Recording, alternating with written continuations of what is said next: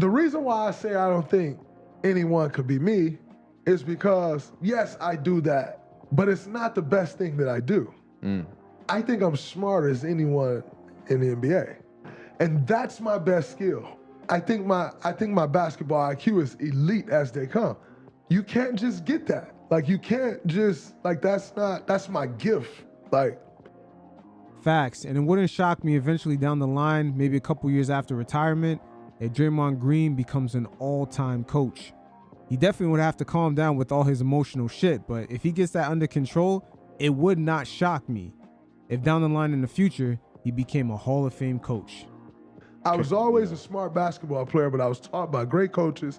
I'm a product of incredible coaches, a great God, like just my God-given IQ. But like I worked on, but you can't just get that. No. And that's the best thing that I have. And so with that and the toughness, plus like, and then people will be like, yo, he don't have no skill. I have very high skill. If skill is just scoring, then all right, great, go with that. But I also used to have that skill at a very high level too. I wasn't allowed to use it for so long that you don't use it, you lose it. For sure. Right. You know what I'm saying? Like, and so I wasn't able to, but I also had that skill at a very high level. Right. So also when they say like my kid play like you, I'll be thinking like, your kid don't have that skill. And that was a big skill of me, a big reason why I got to where I got. Yeah, they play like you play now. You play like I play now. That ain't gonna be good enough. Like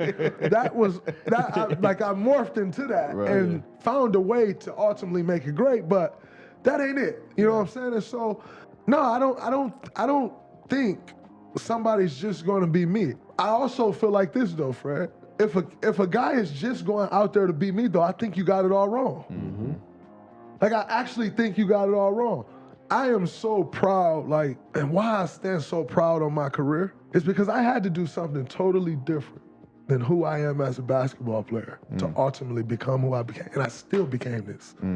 That's why I feel so strongly about who I am and my place in this. Yeah.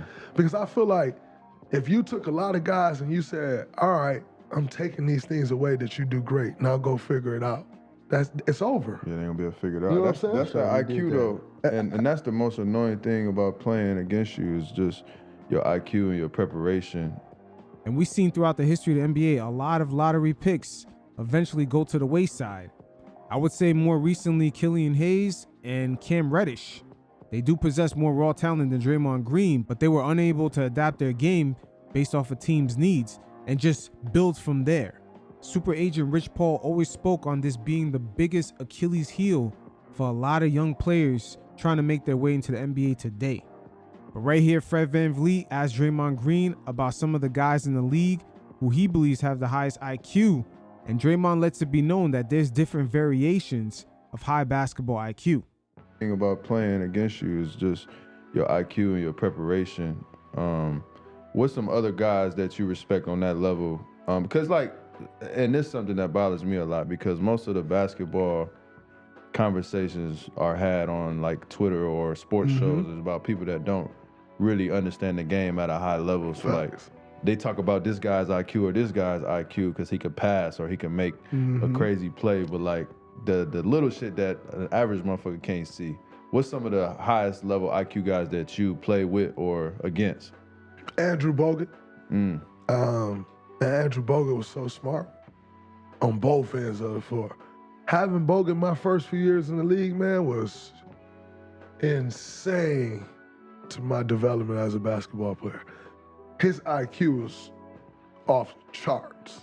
Steph has a very good IQ, high IQ, but it's different because the way he play, it ain't gonna always scream to you IQ. Right. But man, he'll come to me like, yo, I saw this, watch this. Yeah. Do this. And like the shit work like gold. Like but it ain't gonna be like every play I'm like, he ain't doing all of that. Right. But his IQ is like the way people just think he just be running just to like nah, it's that shit is like you chased the nigga around the whole goddamn game. Bro, it's a machine, bro. And but it's patterned though. It's not just like running just to run. Right. It's like he sees some. He know how to read the defense. Absolutely. Steph has a high IQ. But when you're talking about like playing against Bron, I love playing against Bron. Like, especially when we was really in that 2015 to 18. Mm-hmm. I feel like that was some of the highest level basketball I ever played. That right there is something that doesn't get talked about LeBron enough. That guy is like a fucking basketball wizard at the same time, just built in that Thanos body. That right there is what really separates him raw talent-wise from someone like Kobe. And yeah, I know a lot of Kobe fans are going to get upset about that, but it's fairly obvious. You could just look up the results of their matchups, from the win totals to even their stats. LeBron basically is like a fucking machine built with an AI mind when it comes to just breaking down the game. I feel like that was some of the highest level basketball I ever played. It was a 4 in a row, right? Yes. Yeah. And it was a chess match. Every fucking play down the floor, he's doing this, I'm plugging there. Oh man, he saw this. How can I do? Like, hey yo, go right here. Put this guy. Like, it's chess, man. And playing against him was insane. CP, the way CP could manipulate a game, guys that size can't manipulate games like that. Especially after he lost his athleticism. CP3 used to be dunking on guys when he first came into the league down in New Orleans. The fact that he changed his game like that and was still successful after losing all that athleticism is crazy. Like, it's hard to manipulate a game at an NBA level. And CP at 6 feet, 180 pounds, if he's lucky, was able to manipulate games like that and like put guys in these positions. That was just crazy. The Like, refs, the coaches, the players, the fans. everybody. Yeah. You know what I'm saying? Like, to play against those guys early in my career was like, oh shit. Like, I gotta keep going. You know what I'm saying? I gotta learn more. I gotta know more. An underrated IQ guy nobody talks about. They talk about his tenacity. His IQ was off the charts. Tony Allen. Tony Allen IQ was insane, man. Everybody talk about, you know, how he defended. All that shit was great. His IQ was off the charts. Tony Allen, aka they called him the Kobe stopper. But again, when it comes to basketball IQ, a lot of the role players, that is something that they're forced to develop a lot more, just the inner details of the game, and they do make the best head coaches. So I've been fortunate to play against guys and be able to steal and pick from guys and watch and see how their brain work and just to learn and pick shit away from. Now, in newer age, young Ja was on that path. You know what I'm saying? He was on that like chess play. And he's been with the injuries and team switching. Yeah.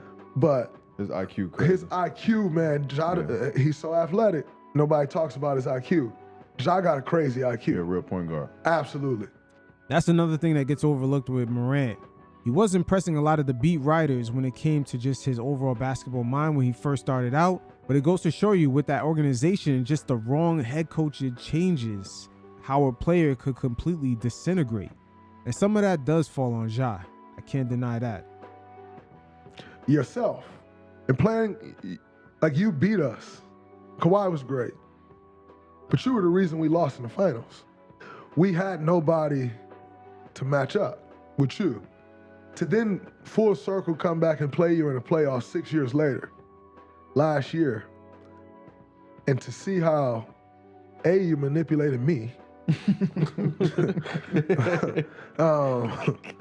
pissing me off. Yeah, shit cool, huh, man? Manipulated me. But also to see how you led the younger guys to get Şengün to stand up. I used to bully him. For sure. I remember. Just straight up. Yeah, I remember. And by the way, I got told him after the series last year, bro, you earned my utmost respect. But I used to bully him. Now, this is exactly what makes this interview interesting. The fact that Fred VanVleet, undrafted, had to work his way up, not only earning that $100 million contract, but also going to Houston and just leading this young team where he even stated out of his own mouth that the players were not really aware of certain concepts on the court and just the verbiage. And that's where bringing them up to speed is really where he deserves his flowers. Again, the undrafted to second round players, they kind of make the best head coaches. And that's why there's a mutual respect between Draymond Green and Fred VanVleet right here, because they do understand that it's a lot of the little things that kept them afloat or just even kept them alive into continuing their NBA careers. You was able to give him confidence, put him in spots that made it tough for me. Mm-hmm. That's the part of the game people don't see. Mm-hmm. I noticed how you start putting him in spots to make it tougher on me. Mm-hmm. I respect that. You know what I'm saying? I see that. I can read that. I'm like, oh man, I see. Yeah. People can't see that part of the game. Yeah. You know what I'm saying? And so I've been fortunate, man. There's a lot of guys with great IQs. And I try to learn from everybody, bro, including coaches. Like, bro, I'm trying to learn from coach. I try to learn from everybody. Yeah, I watch the coaches just as much as I watch the players. And it's one of the reasons why people think I want to coach. I don't want to coach, but I think it's like you could learn probably more from watching the benches and the coaches and what they doing and what they calling to put you ahead of the game too. Your IQ is crazy. It's probably, like you said, your greatest gift, which makes me laugh more when you be crashing the fuck out. Again, with Draymond Green, if he controls his emotions, especially after retirement, it wouldn't shock me if he eventually becomes a Hall of Fame coach. He does possess that sort of ability in him. And you could point to no further than his 2022 playoff run into a championship.